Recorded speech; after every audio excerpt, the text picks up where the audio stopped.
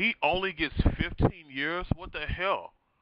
He Roy Oliver, of the former Ball Springs police officer who shot and killed Jordan Edwards as he was riding in the passenger seat from a car that was driving away from a quote unquote crime scene.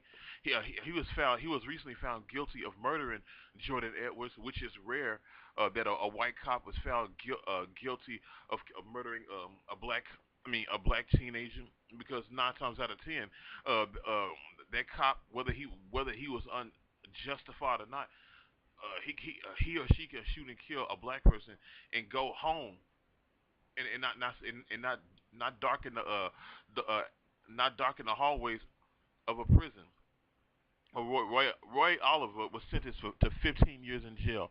That's 1 year for every year that Jordan Edwards was alive. They originally planned on sentencing him to life in prison, which they should have done, because so if this was a black cop shooting an unarmed white teenager, he'd be doing 40 years. Mind you, 2 years ago, two black police officers accidentally shot and killed a 6-year old autistic white boy because his father tried to run them over with his car, and they had no choice but to defend themselves. But yet they were arrested. One of them is doing 40 years in jail, and the other one has yet to be sentenced. His sentence is still pending. Okay, but back to this.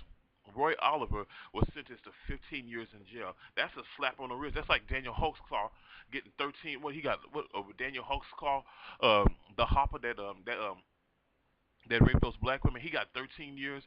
But and this right here is a complete total slap in the face. He should have got life in prison. Because some if you want to if you look at it from a grand scale, 15 years is not really a long time, especially when it comes to taking somebody's life. 15 years is not really a long time. Yeah, it's a long time, but it's not really a long time. And he they said he won't. He Of course he might try to appeal it, and he won't be eligible for parole. So that means he has to do the whole 15 years, just like the cop that killed Walter Scott.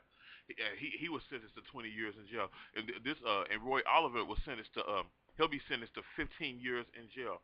I feel it's a slap on the wrist, and once he goes into the prison system, they're not gonna put him with the population, because some former police officers are treated harshly.